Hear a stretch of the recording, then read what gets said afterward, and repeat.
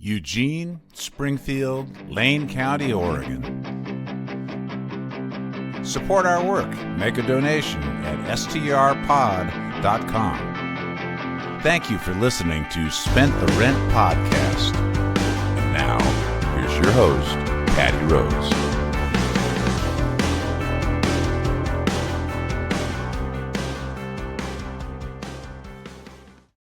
Hello, I am Patty Rose. This is the Spent the Rent podcast, episode number 254. My guest today is a candidate for Congress in Oregon's 4th District, a seat that was held for 36 years by Peter DeFazio. When he decided to retire, he endorsed the now incumbent Val Hoyle, and she is currently in her first term, I believe. Is it 2 or 4 years? Second term. So she's in her second term. And so I'm joined today by Dr. Melissa Bird to discuss her vision for the district. Dr. Bird, you have a PhD in social work. A lot of people see a social worker on the ballot and think they have a handle on what that means. But I found that all the work usually goes a lot deeper than what people realize on the surface. From what I've heard, you have a long history of working with people who feel like their voices are not being heard, which is what this podcast is all about. How did the background lead you to the point where you wanted to run for Congress? Well, thank you so much for having me. It's really nice to see you. I have a master's degree and a PhD in social work. And even though I started my career in child welfare, I actually ended up in advocacy. And so in the social work field, we have what's called macro practice, which is all about advocacy and policy and community organizing. And so my entire career as a social worker has actually been spent writing laws, passing laws, and advocating for people who have no voice, particularly in the healthcare field, but in other areas as well. So is there a part of your social work experience that you felt really prepares you for this legislative side of things? Well, I used to be the former lobbyist of Planned Parenthood of Utah, so I am no stranger to going into spaces where I'm not wanted or or seen as controversial.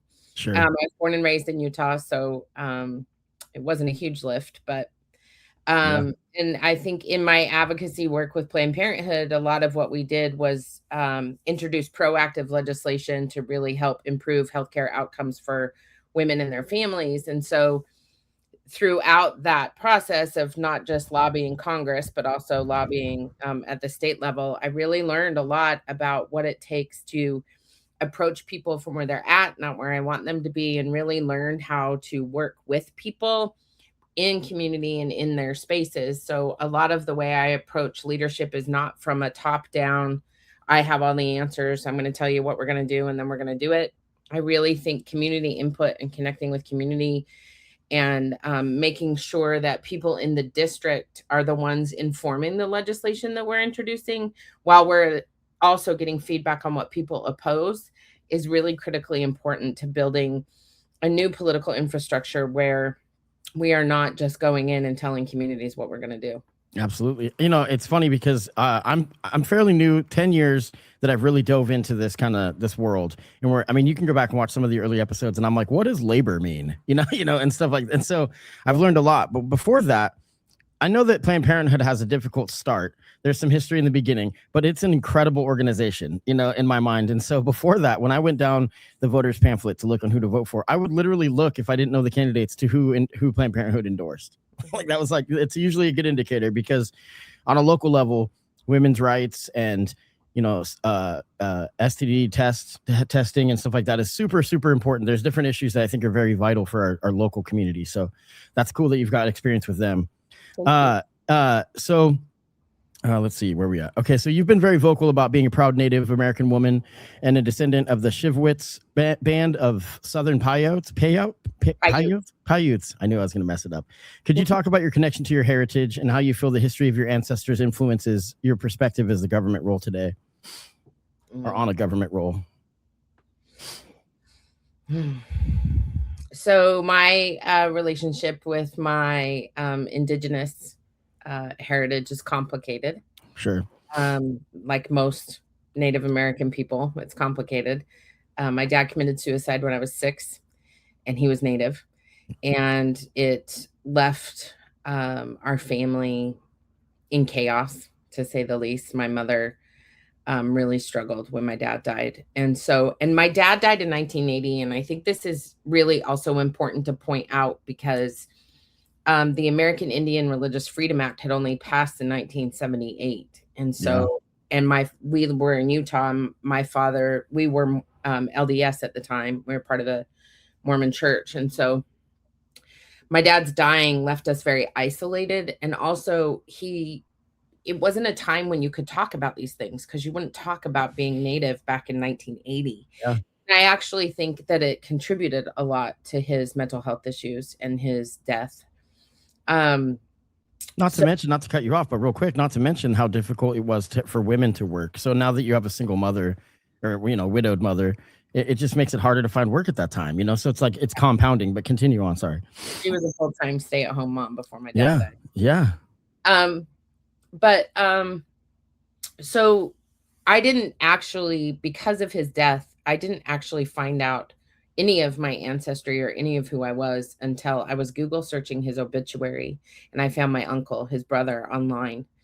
And it wasn't until then that I learned anything about who I am or where I come from at all.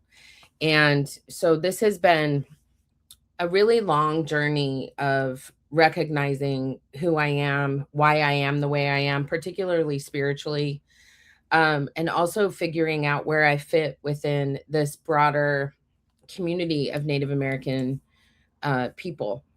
And so I am definitely a proud descendant of the Shivwits Band of Southern Paiutes. And also it's complicated. Like this is actually what colonization and genocide looks like. Finding out about how my great-great-grandparents died and how my great-grandmother ended up being given to a we actually think she was sold into slavery, but being given to a polygamous family. And, it's very complicated. And I think it's important for your listeners to understand that, like talking, it's not what it was. The 1980s are not what it was, what it is now, that we are having all these conversations about colonization and genocide and what that actually looks like. Mm-hmm. And it's very painful. Yeah, all the way around. And from my perspective as a white male, I'm Irish on one side, Hungarian and Yugoslavian on the other. I really celebrate the Irish roots because I'm 50% Irish, 58% Irish. But, it's difficult because where does that put me? I mean, I talk a lot about, I live in Eugene, but I've lived in Springfield, and certain language, I was writing a Facebook post and I said that he was a pioneer in something, you know what I mean? And it's like, it's a word that I was conscious of it, but I still decided to post it just because it was my natural language, the way I spoke. And these are difficult conversations because all of us have our histories. And I think as important as it is, I don't want to say as important, the value of everybody knowing their heritage is important because, to know how they got here or were here before, and so it's difficult because I do think this is a conversation I'd like to have with you maybe at a later date so we can get at length on it. Sure. But like, is there a world where you can celebrate the natives and the pioneers, kind of thing in American history? And I'm sure that the answer would be maybe not, but like at the same time, how do the people that came here in different parts, how do they celebrate their experience? It's complicated, and so I'm glad that you see that there has, you didn't necessarily say that there's been progress, but like, I think that there has been, at least we're having the conversations, and I think that's well, and I think it's more and more important to have Native American folks in Congress. Yes. Because that is, and I say this often on the campaign trail, that if the United States government is of the people, by the people, and for the people, it's not just for the straight white male people. 100%. And it needs to become for representative of everybody. That means poor people, disabled people, Native people, other people of color. Like, it's not just about, if this is really truly going to be a democracy that we are disrupting, right? Like, I think the beautiful thing about what's happening in our democracy right now is that it's cracking apart. And I feel like those cracks are where the light gets in and where we can actually see where we can create a democracy that is actually truly representative of where we are today moving forward. Right. And I think that's scary to a lot of people because it means a lot of people will have to give up the power that they have built over time. And the fabricated, story that they have in their mind, and that's what I'm talking about with the pioneers, the Oregon Trail and all these different things that I was taught growing up. And it's tough. Like, I like to play sports video games and I like to make my own team. And it's like, when I'm making a Northwest based team, it's like, okay, maybe I check out all those options, the trailblazers, the pioneers, and all these, because it's definitely excluding a certain group. I say a lot as a joke that I'm not white, that I'm Irish, and I don't actually believe that, because I know that I'm what I appear as and whatnot. But the point is that people need to know history, because when the Irish people first came here, they were treated like garbage. And there's a book that I finally read that, I'm not super formally educated. It's called How the Irish Became White. And it's disgusting. And it's like 30% of Irish people that were basically still on board with being super racist. And you can find that today if you go to a Boston Celtics game, and it's pretty sad. But thank you so much for talking about that. It's difficult. And I only know what I know from my experiences and from what people have told me about and talked to me about. But I've known in my lifetime, I'm 44 years old, that the conversations have gotten much easier because I've worked through a lot of biases, and I've really worked on it. Just ignorant stuff. And so, first of all, just thank you for sharing that little part. I would love to have you back on, specifically talking about your journey on how you learned about your heritage, but we've got a lot to cover. So hopefully after this election, and maybe when you retire in 30 years, then you can come back on, because I know you. No, I know. I'm just kidding. I mean, the precedence is set, So, and that leads me into my next question. You're stepping up to challenge the incumbent Val Hoyle, and for those of us that are just getting to know your platform, Val Hoyle replaced, like I said, Peter DeFazio, who had the seat for a long time. He's been in here. We're going to talk about him in a minute, but let's talk specifically about the leading opponent. I'm sure there's multiple candidates, but you're stepping up to challenge the incumbent Val Hoyle. For those of us who are just getting to know your platform, what would you say is the biggest difference in how you would represent the 4th District compared to how she has been handling it for the last two term and a half? Well, there's a couple of big differences between me and the incumbent. The first one is that I don't take any corporate money. And I don't take any pro-Israeli money. And so that is a huge difference between me and the incumbent. This is a grassroots campaign that is powered by people, and we have done a phenomenal job of getting out to all the parts of the district. So I grew up in a rural small town in Utah, and our focus has been on the entire district, not just Eugene. No shade, but no, that's good. I live in Valley, so no, that's fine. Our focus has really been on making sure that we are connecting with voters who feel disenfranchised and ignored most of the time. And in fact, I've spent a lot of time. So this district, for those of you that don't know, the district goes from the border of California all the way up the coast to the top of Lincoln County. It's all of Benton County, all of Lane, and half of Douglas County. So basically, this district is Curry, Coos, Lane, Lincoln, Benton, and half of Douglas. Wow, it's the second largest district in the state. And it is huge. And what we have done since we launched this campaign in July is we have gone all over the district. We have talked to voters in every area that we possibly could. We have really connected with folks in, especially here in Corvallis and in more rural areas, particularly along the coast. And that is a difference between me and the incumbent.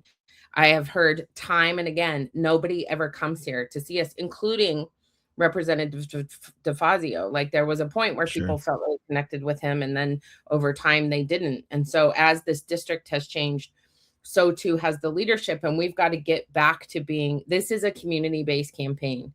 There's no question. So one of the biggest differences is that I thrive in community. I love going and sitting down with voters and hanging out with people and really being in their spaces so they can tell me what they need and what they want out of things. Yeah. I think that there have been several votes that the incumbent has made that do not benefit the district. One of them is Lake and Riley. On the first vote with Lake and Riley, which made it so that immigrants do not have the right to due process, which is unconstitutional, she voted in favor of it. When it came back to cloture, she voted against it because everyone got so mad. But like, you don't vote for that you don't vote for an unconstitutional law in the first place, right? And it's a performative thing. The way that whole issue, it was a little girl that was killed by one immigrant, and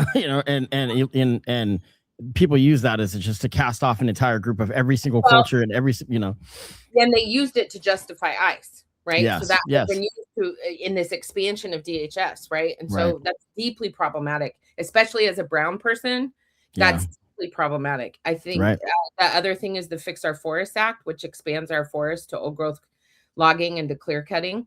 And we learned a long time ago that clear cutting is not the way to manage Oregon's forests. And that act, while it's supported by big timber, like the big international corporations, smaller, locally owned timber companies are really upset about it. The Department of Forestry is really upset about it. Like, We can't go in. They don't come back. Our trees don't come back. Right. Even when you regrow a forest, that's not the same. It's going to affect our watersheds, our wildlife, our tourism. We have a huge tourist industry here in Oregon. Yeah. And those things are really detrimental to our economy and to the lifeblood of this land.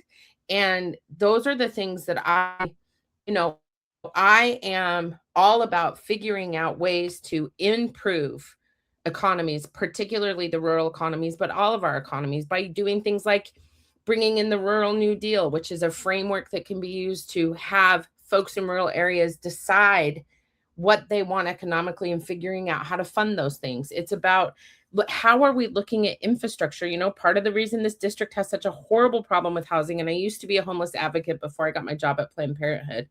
When we look at housing, part of the reason housing is such a problem is because we don't have the utility infrastructure and the sewer infrastructure to make housing a reality for people. So not only is it incredibly expensive, but there are so many rules about housing that need to be brought up to our current economic stand, like the rules around HUD and around affordable housing. Those rules are antiquated, right? They're some of them are 30 or 40 years old. That doesn't fit in the year 2026. Well, I think out-of-state investors shouldn't be able to own as much property as they do as well. Private equity should not be in our hospitals, and it should not be in our homes. Or in our country. In our country. Literally private equity. I completely agree. So, and we will talk about the Rural New Deal because I'm very unaware of that, but we'll get to that in a minute. So are there any specific, I think we talked about this, but are there specific issues where you feel like the current representation might be missing the mark with Val Hoyle specifically? But let me kind of add to that she ran on a platform being pro-labor, and I was sitting here, be championing her work because of a guy that I was working with at the time. He ran for student council, or the school board, Adam Reed. And that's not his name. Gosh. Anyway, I have so many friends that are working on so many things. It's hard to keep it all straight. Regardless, a friend of mine at the time was really championing Val Hoyle. And even the labor world has been like, what are you doing? Like you're going against what you ran on. And so I think it's really important for people. And that's why I wanted to have you on, because you're definitely a contrast. And I do not think that you're going to get in there and just become a corporate Democrat. I mean, it's pretty you would be making a humongous leap, So I wanted to really, even who I am. But that's my point. I think it's really important. I think labor is critical. Of course. The health and well-being of workers. I did pursue endorsement interviews with all of the different labor organizations, and I never heard back from any of them.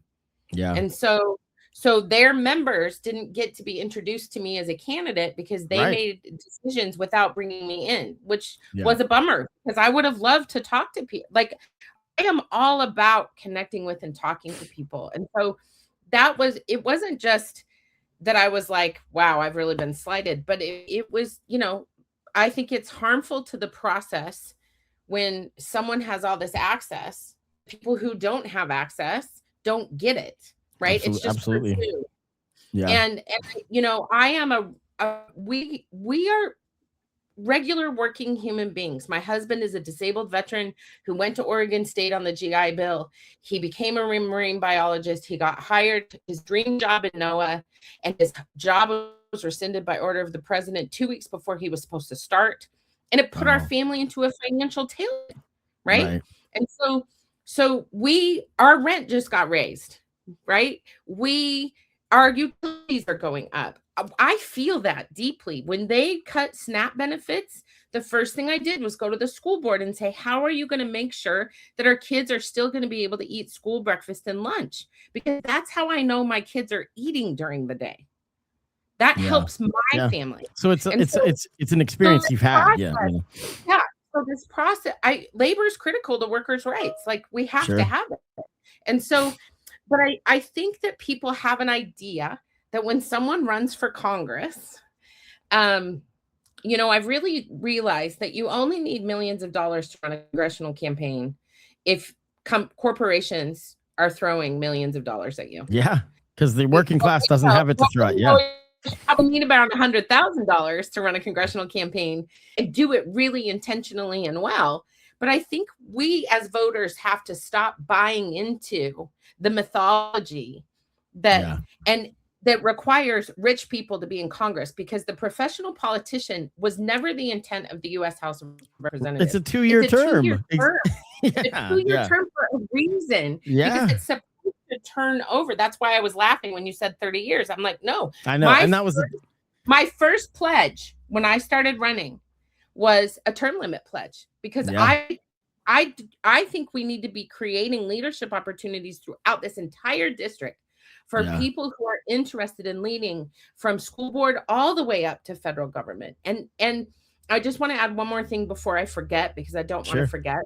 Please. The incumbent has been in politics for several decades, right? So just because it's the middle of her second term, she was in the Oregon House of Representatives. She was a bully. She's been in politics throughout her entire career. Yeah. So she, just like Representative DeFazio, is a career politician. And if we want people who know what it's like to be real, regular, everyday human beings in the U.S. House of Representatives, which is supposed to represent the people, then we need to elect regular, everyday human beings that understand the system. And I think this is all what I'm noticing in the primary system, in these primary elections, is that I understand the system. I worked in the system. I ran a PAC. I ran a C4. I know how to write a bill. I know how to pass a bill. I know how to make all those things happen. And folks, which makes me kind of a unicorn, I guess, being working class and also understanding the system is why we are doing so well in this campaign. And we need to be training up people who can do the same thing. Yeah, that's awesome. I mean, and this is going to be a kind of a departure from where we're at with this, but when we talk about the People's House and the 2-year terms, I look at someone like Marjorie Taylor Greene, okay, and everyone's like, how can she change so much? I'm like, because she saw how it works. I'm not saying I support her, but she's actually saying the things today that are like, wait a minute, this is chaos. That's what we see in here. These people are corrupt as hell, and I'm grateful for her to speak out. She's also realized the danger of just lying to people and creating this culture of just violence. I think she should never be voted for. I'm just saying that it's a telling thing when somebody gets into office and then it is the People's House. So sometimes you're going to get extremes, and that's what it's for. Because back to the representation conversation, it's like, this is a position that we want representation. So that might mean something that somebody might not be comfortable with. That's good. To represent the community. Not only is it good, but we need people who are willing to get on the floor of Congress and speak out against the rising tide of fascism. Yes. Who are willing to bring impeachment articles against the president and the administration. Right. Yeah. And the administration. Yeah. And who are willing to say the quiet things out loud on record. Because that is their job as a representative. And so if the people of this that's what I'm hearing time and again from the voters. They want someone who's going to stand up and speak out and say things out loud, and also be proactive in legislating, which is what I love. I love writing bills. I love it. That's awesome. I worry about the people that are just on the right, on the registered Republicans that refuse to listen to somebody because the letter next to their name. And I guess on both sides, this is an issue to me. I mean, there's a movie documentary in a book, I think, called What's the Matter with Kansas, where they talk to these people door to door and they said, here's a platform. And they're like, that's really good. My dad is a huge fan of Social Security. And then the minute that you talk about any other program that he's not getting, he's like, that's a total just handout, and he's like, I earned Social Security. I'm like, so did I, Dad. I've worked 15, 20 years less than you. I mean, at this point, and it's like, you're it's not going to be there. And he has no problem with that, so. But the point is that you see these people, and I'm sure that when you've hit the campaign trail, you've met a lot of rural people, which we're going to talk about when we get into the Rural New Deal. And they're surprised because they're like, actually, I love your platform. And once you face-to-face talk to them, they're like, no, I absolutely support your campaign.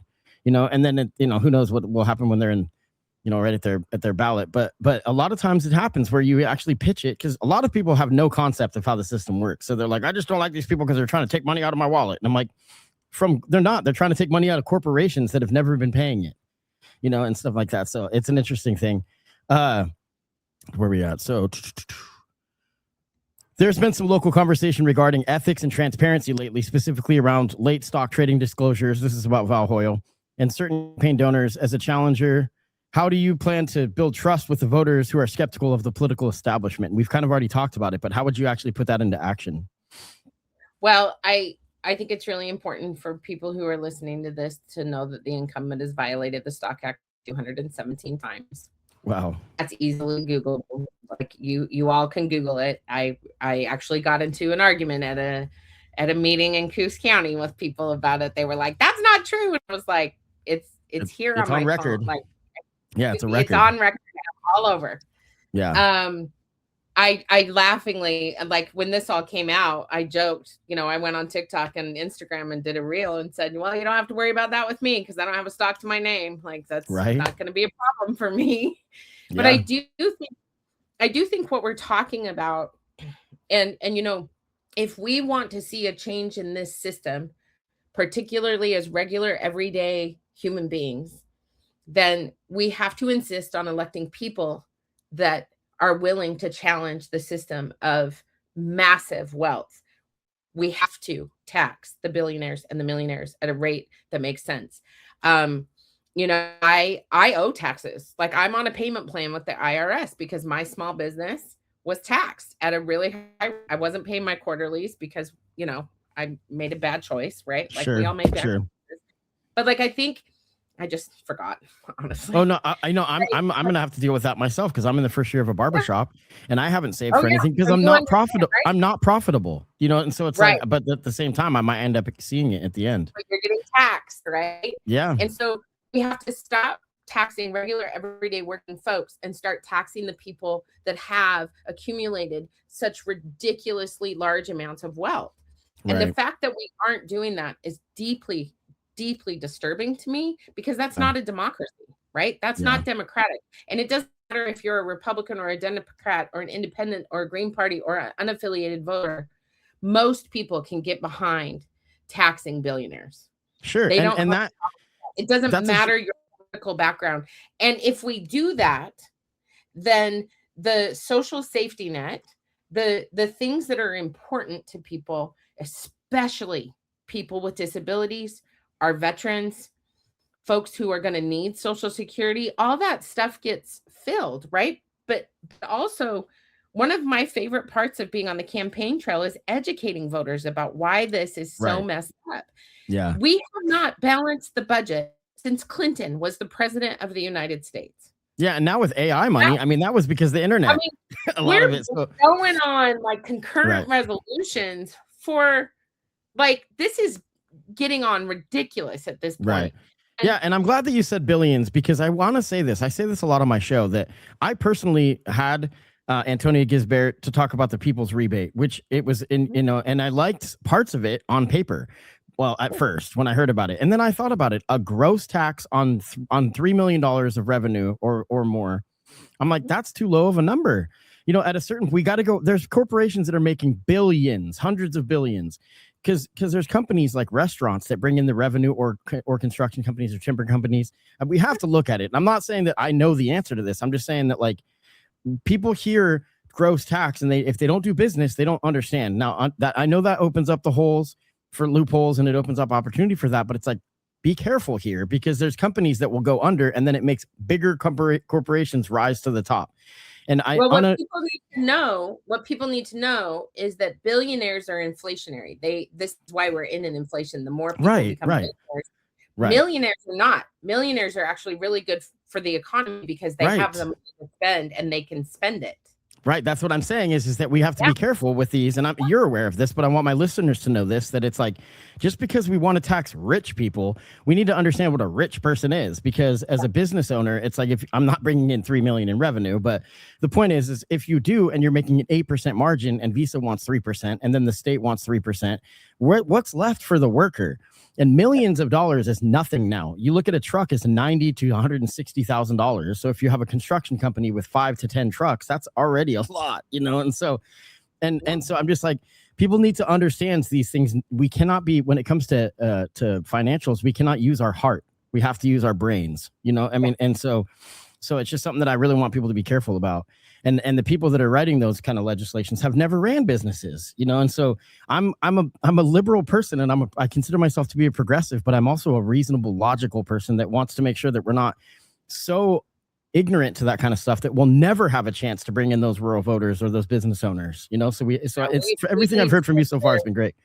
We need to make sure we're taking care of our small businesses while we Yes. are also having the conversation about raising the minimum wage. Right. If we're going to raise the minimum wage, then small business owners have to have incentives to be able to do that without going under. That's really important. Right. And then as somebody, when we take our families out to eat, we have to remember, it's like, why is it so expensive? There is the inflation that's happened. And then on top of it, when you raise the wage, it's going to go up. And that's fine. A little bit of an increase because of the living wage, because I mean, it does balance it out, but there has been a good jump in wages since, right around COVID, and then COVID, and it just shot up. I mean, there's good. It's not keeping up with the rent costs, no. But it has I feel like it has seen some improvement, at least a little.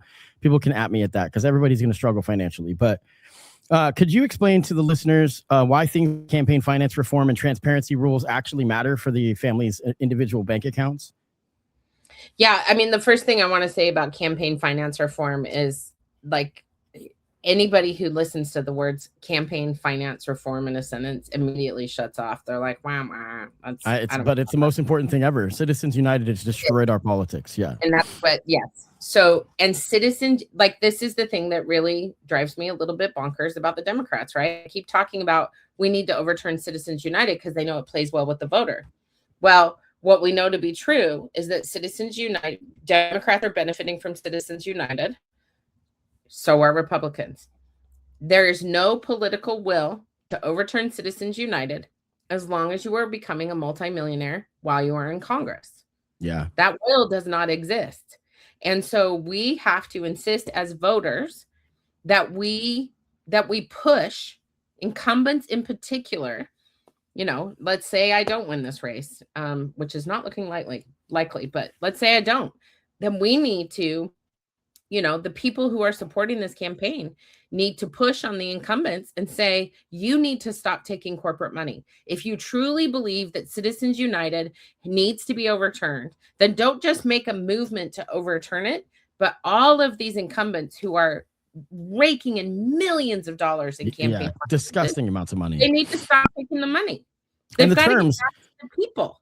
They're so frustrating when it's called Citizens United. Yet what it is that corporations have the same rights as a citizen, so they can write blank checks for campaigns, and then through super PACs and all these different things, it gets wonky. So to make it for the listeners that don't understand, what Citizens United is that massive corporations have the same voice as you, and since you don't have the same resources, they destroy you. That's what it means. Is basically. I think it's not just they destroy you, but what they do is they make it so that our elected officials are more beholden to the corporations that are feeding them legislation than they are to the people who have issues. This is why our elected officials, when you call them and you tell them, I want you to impeach the president, they have to go check in with their donors first. Well, if you're not the donor, right. If it's Weyerhaeuser or Ford or some of these huge international conglomerates, you have to check with them first before you can make a move. That's why we are at where we are at politically today. And totally. if we are willing to learn little bits of the system, I don't want people to become experts in it because most people don't care. But the people who keep saying, I want more inspired people on the ballot, well, then you need to push both of the parties to open the primaries because 7% of the electorate in the United States is making up 83% of the people on the general election ballot. That is not democracy, but that is what a closed primary system gets us. We need to be pushing for opening the primaries for Citizens United but we've got to, before that even happens, we have to insist that the people holding office do not take corporate money. Yeah, I'm super anti. Senator Merkley does not take corporate money. Right. That's why he was on the short list to be vice president with Bernie Sanders. It is a choice. Mm-hmm. I completely agree. It's the biggest thing, and people just don't understand how it works. My dad, I tried to explain it to him, and he's just like, "Nah." I'm like, "No, you don't support big ass corporations. Why are you letting them have more voice than you?" And corporations are limited. I don't think I answered your question. I will work to overturn Citizens United. Yes, absolutely. And it's almost finance reform and push for that. any that is in the know, even the slightest, on a progressive platform, they're going to understand that that's almost that's like almost goes without saying, because anybody that follows anything that Bernie Sanders really rose to the top in the popularity, he's one example. It's just because we have an hour, but like, it's like one of the first things is we have to overturn Citizens United, and I think what I want voters, you have the ability to put the pressure on your elected officials.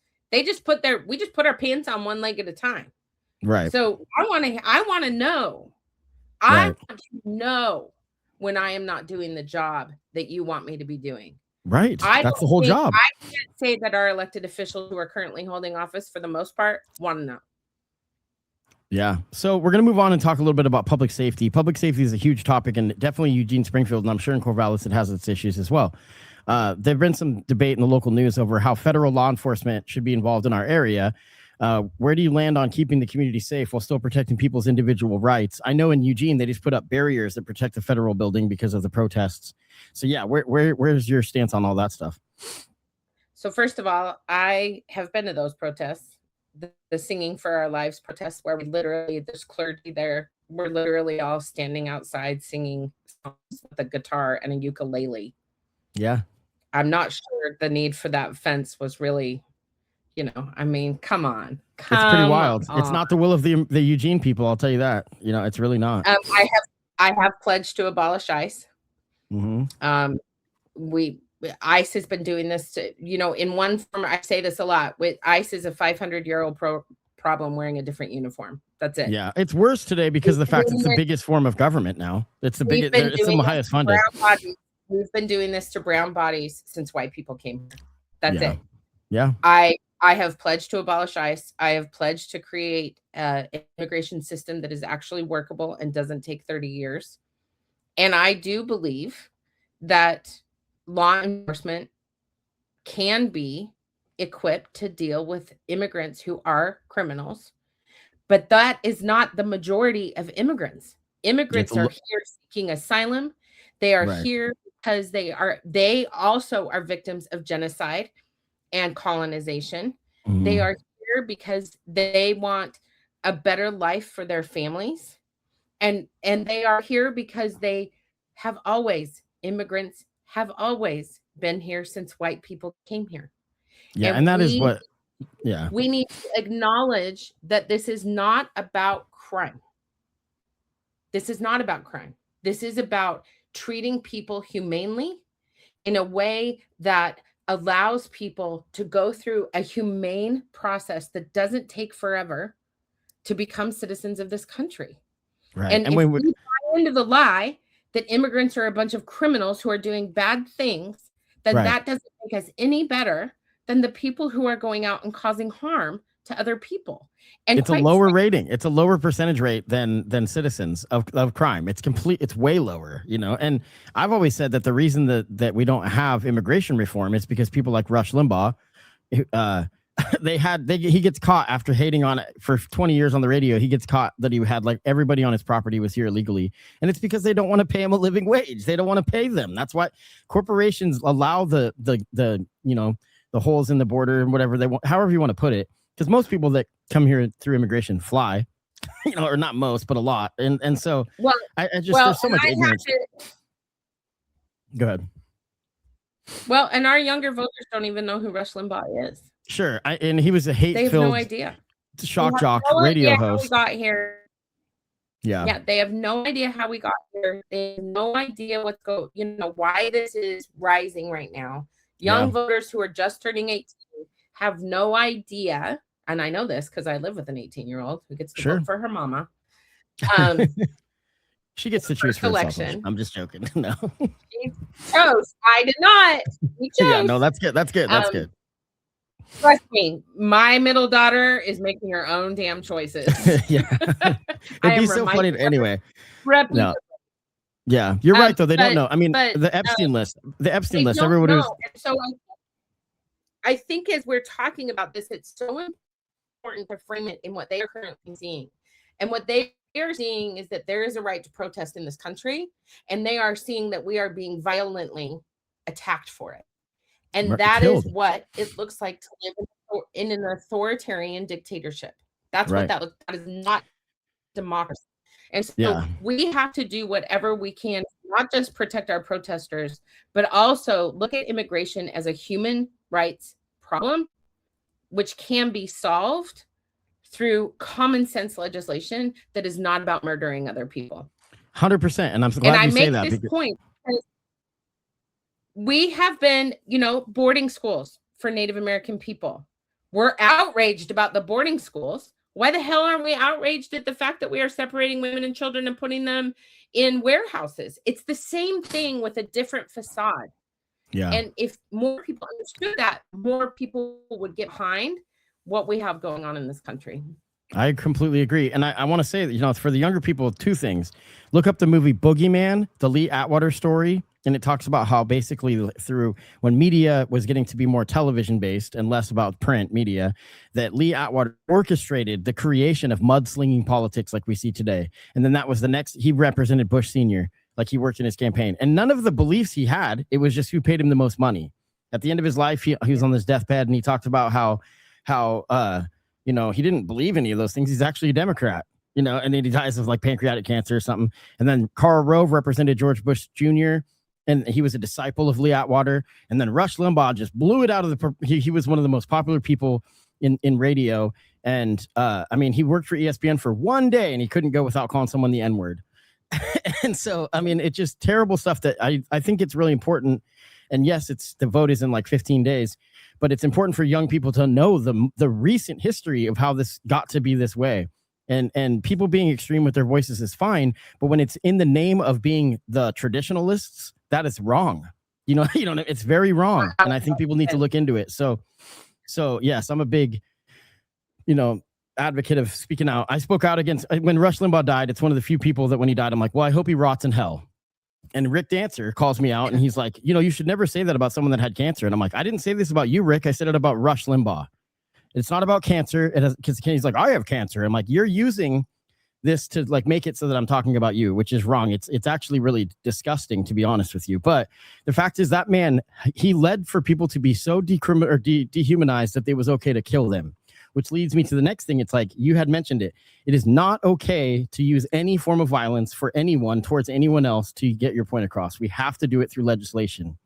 And we still can, and I hated the conversation. I called Donald Trump a Nazi in the beginning, and then I realized that it was dangerous. And I'm back to the point where with ICE, what he is doing is exactly what the Nazis did. But that does not mean that we can murder him, and so, at that point, we'll lose. And to my point, I want your listeners to hear this. It is not exactly what the Nazis did. It's exactly what the white people did to Native Americans. And when Adolf Hitler created his plans for the Nazi Party, he explicitly has said this in writing. He used the reservation system that the white people used against Native Americans in the United States of America. He built all concentration camps, everything he did, he built off of how we treated Native American people when we came here. Yeah. So it's so important to me that your listeners know how deep this history goes. Right. Yeah. So let's talk. Go ahead. What we are doing right now is not just the Nazi playbook. It is the American playbook against Native and brown people. Sure.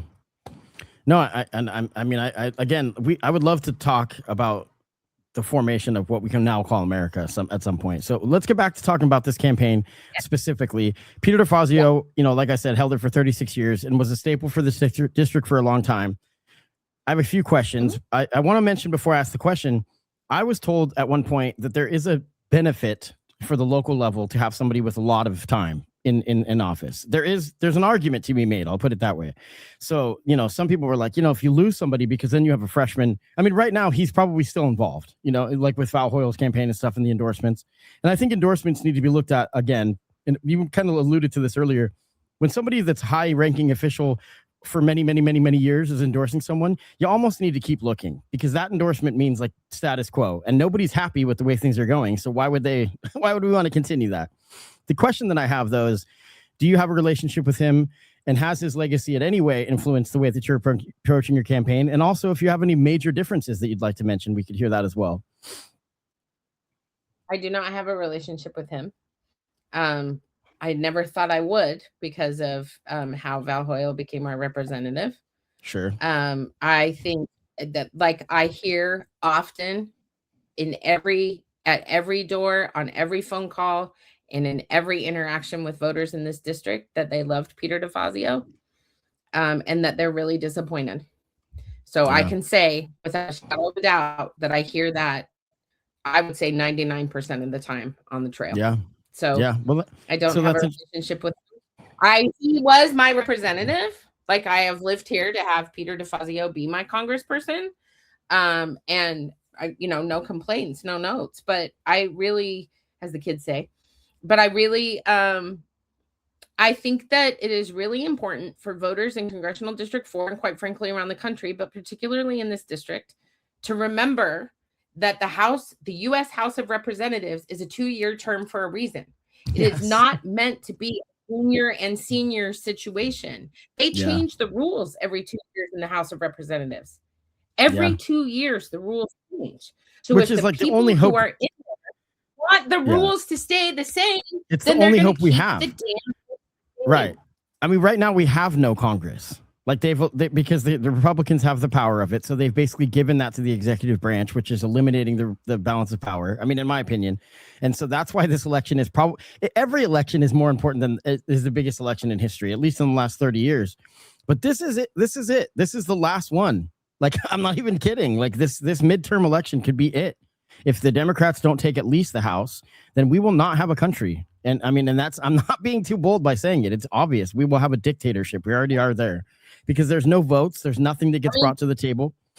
I mean, they're at war right now with Iran, which is the biggest. Go ahead. I think we have a Congress with little political will to fight. Yeah. And it's because of the numbers. It's not like there's not people trying, What are they fighting for? They can pay their bills. They're rich. They don't have to worry about buying groceries. They don't have to worry about healthcare. They have permanent healthcare for life.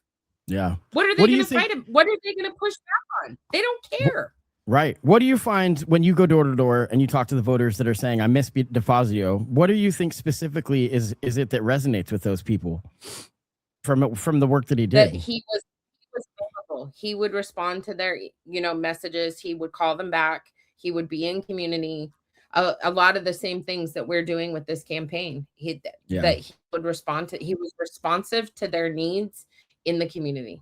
And I think that's exactly what I've heard Val Hoyle hasn't been for people. It's like the people that during the campaign trail, they haven't heard back from her since, kind of thing. And so I agree with that. I live, like I said, I live in Springfield. I live in Eugene now, but I bounce back and forth between Springfield and Eugene. And he was very visible in Springfield. And I know that because my dad is such a Republican listening to Rush Limbaugh that we saw him at like Jerry's or something. He's like, I should run him over.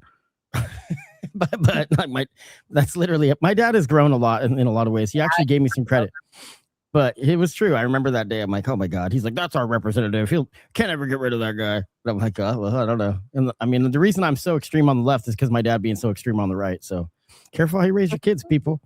So our district is a unique mix where we have the university energy in Eugene, but also have the rural timber and coastal towns. You had mentioned this before. This is a huge district. How do you plan to make sure that the rural communities feel just as seen and heard as the bigger cities? And then also still maintain that the bigger cities do need to be seen at the same time. Don't forget, we have Oregon State University too. You just mentioned U of O. Come on. I said in Eugene. I just said Eugene. I didn't say, there's multiple schools in Eugene. There's a whole university over here. It's just built that way. It's a better school. We just have a better football team. That's all. But anyway, go ahead. I know it's devastating. Go Utes. Anyway, that's another podcast. No, I think it is about I think it's about pushing to bring science back, right? Oregon State University being the land, sea, grant space, university, which cares for our land and our oceans and our rivers, and even, does, really amazing space research. And then you've got U of O, which is an incredible university full of remarkable scientists that do really amazing work.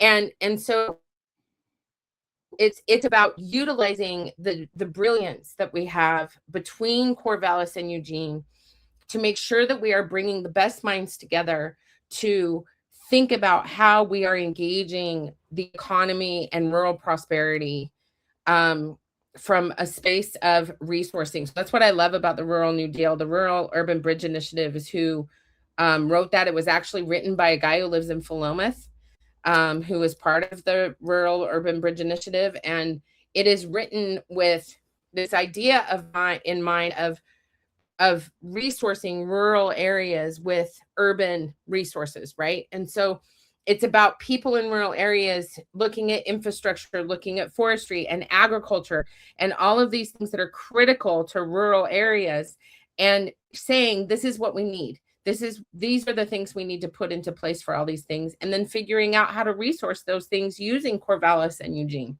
and the brilliance that we have here. And I think that, and also, we, as our economy continues to just experience so much stress, and as we continue to live in this inflationary space, how are we, this us versus them, either or binary way of thinking is not going to work.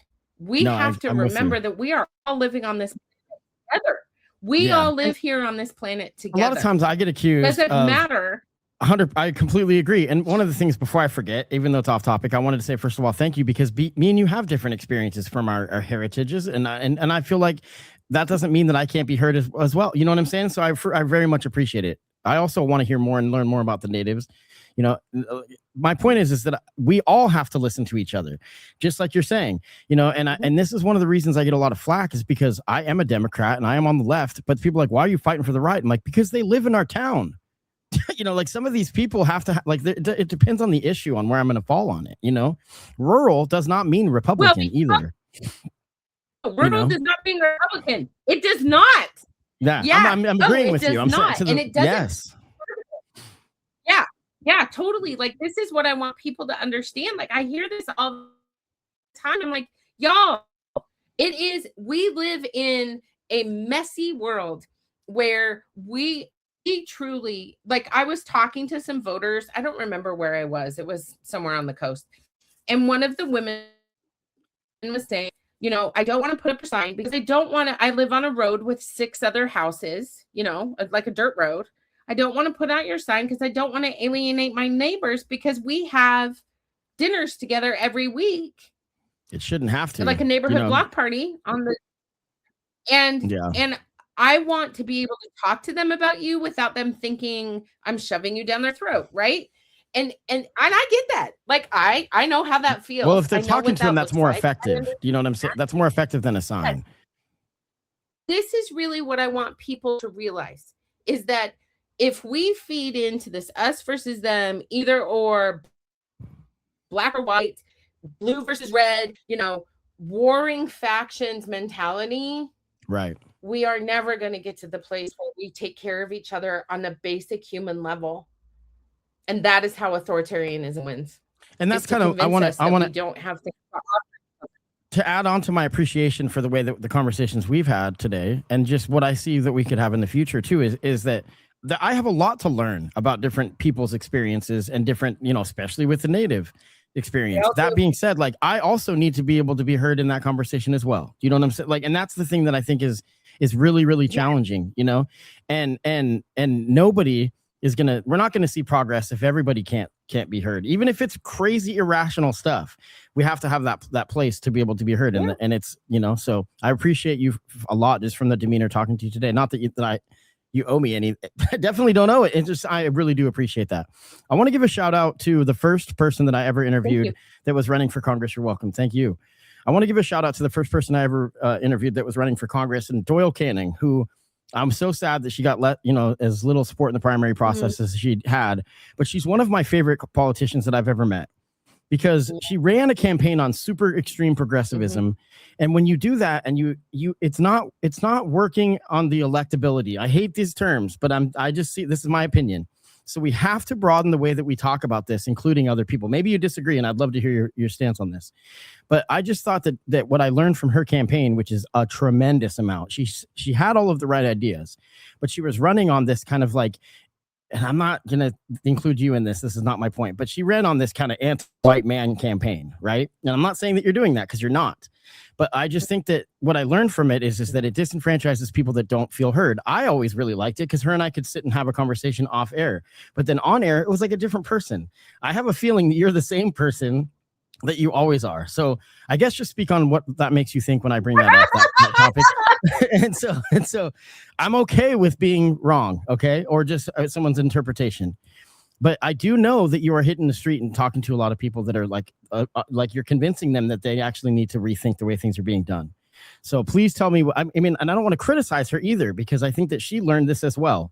You know, like that she ran a great campaign, you know, and I don't think she did wrong, but she was doing a lot of the slogans that, in my opinion, have proven to not work, you know, and certain strategies and marketability. So whatever you can go, wherever you can go with that. I mean, I guess, yeah. How do you use your passion to connect with people in the rural areas specifically who might not initially agree with you on politics? So I am just me. I am a very, what you see that you get with Dr. Melissa Bird. I've lived my life online, running my business for almost 10 years. I am very Googleable. Yep. And when we started this campaign, in our very initial conversations, I said, I will not hide any of who I am to make anybody feel like I am, quote unquote, more electable. Sure. I am, and I hate exactly those terms, but you get what I'm saying. I want to be, and well, electability is based on how much money can you raise and how wide are you. So that's probably a good argument. Yes. Yeah, that's fair. It is very much. That's a whole nother podcast, friend. Like that, I could go down a rabbit hole. Real quick, and she primaried, like she ran against Peter DeFazio. So she was doing something with a huge undertaking, and so I have a ton of respect for her, you know. But go on. I think Doyle knows how to run a good campaign. Mm-hmm. But I will. What I have told voters who don't, you know, who are like, I'm afraid. Like you're so real. Like I don't know what to do with you. I've told them just listen to me. Just watch my videos, listen to me talk, do your research. I am not going to pull a vote out of anybody. I'm not here for that. If you don't like me, don't vote for me. That's my stance. Yeah. No skin off my back. But here's the thing I will say. I have always been a fighter and a warrior and someone who advocates for other people. I've always stood up for the people that I love to the nth degree, and anybody can tell you that. My best friend of 50 years is phone banking for me because she knows that this is exactly where I need to be. But my most favorite interview, no shade to you, friend, my most favorite interview or video that I have done this entire campaign since July is on my YouTube channel. And it is a video of me and my high school history teacher, Mr. Crinkle, who lives on the coast.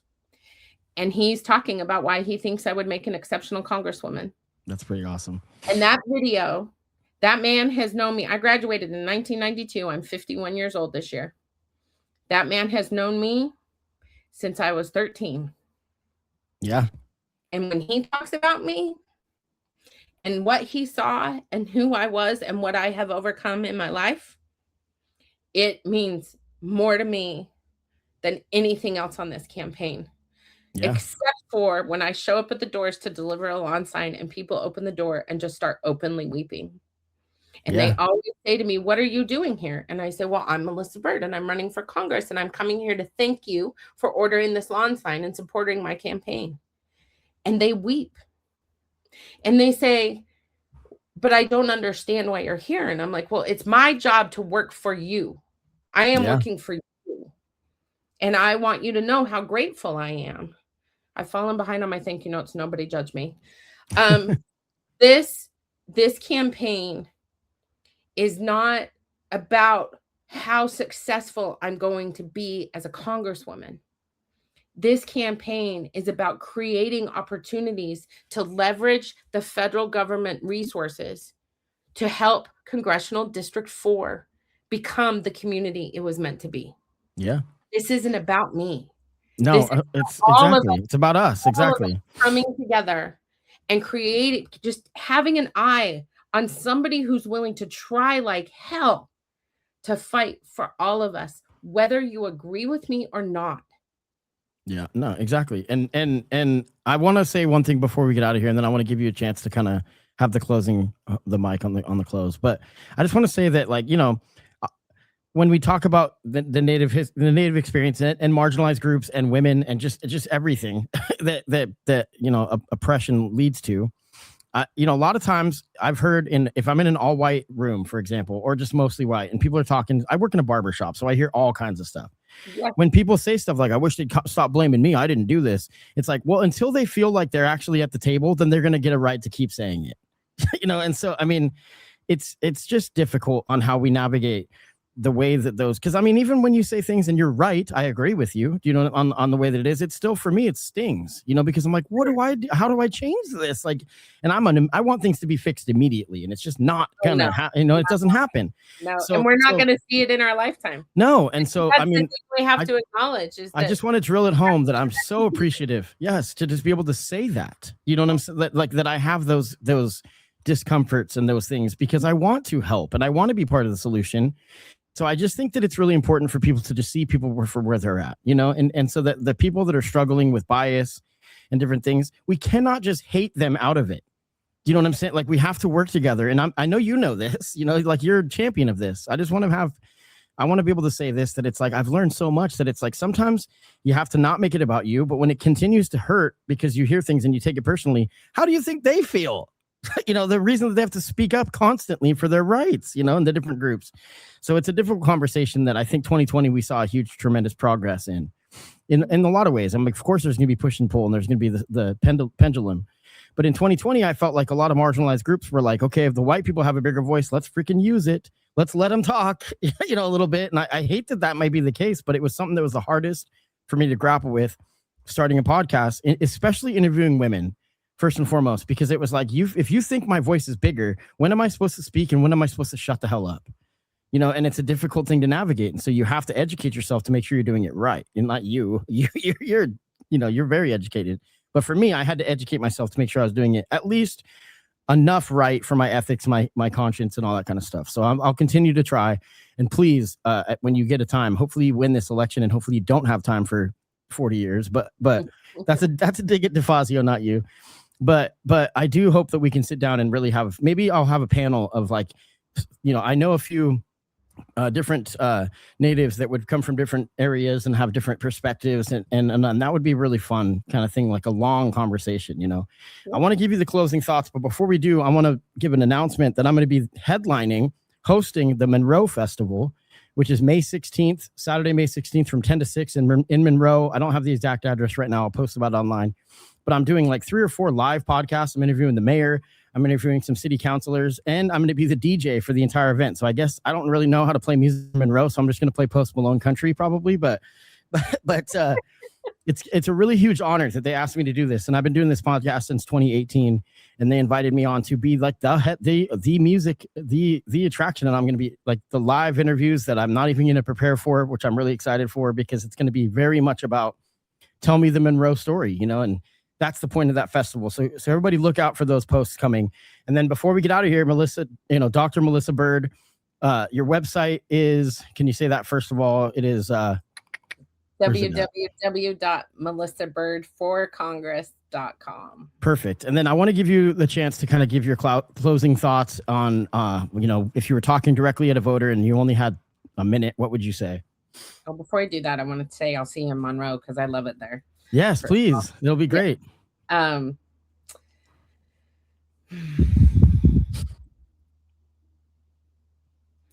We spend a lot of time talking about how much we want someone who hears us and sees us and is going to see the entirety of us in our struggles and our joys.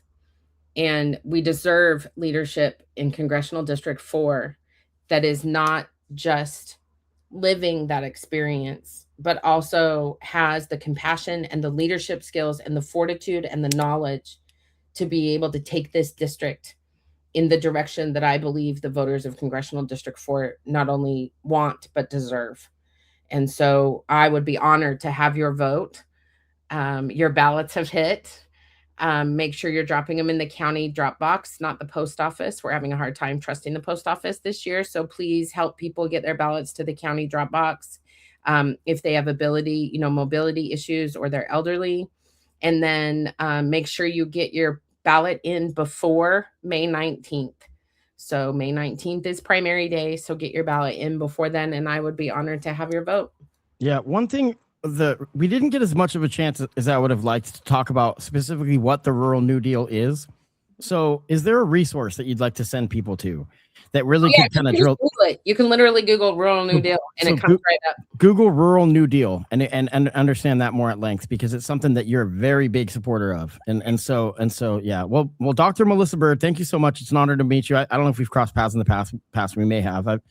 I've met so many people that I go cross-eyed, but it's really, really neat to have you. And for me, I mean, I couldn't sleep the night before I interviewed Doyle because I looked at it so differently than I do today. And this is actually an interesting point because I was like, I'm interviewing somebody running for Congress.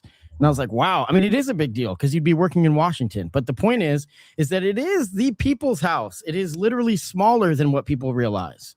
You know, it's a big area. Yeah. I hope you have a fuel efficient car, but like, it's just, you know, that's still, people need to understand that this is not massive and it's not unreachable. And it's not, I mean, so that somebody like myself, I don't think in 10 years, it's out of the question for me to run for Congress. No. You know, and because I've learned and I've educated myself on these things. And do you have to know everything? Absolutely not. You surround yourself with a team of experts that are usually 20. You know, I'm gonna push back on that a little bit. Campaigns they are. You surround yourself with people who understand your vision. Yes, but a lot of them are young. I say no, young. they're not. I can honestly tell you, I have a campaign team, and Sure. they are not young. Okay, they're younger, but they are not young.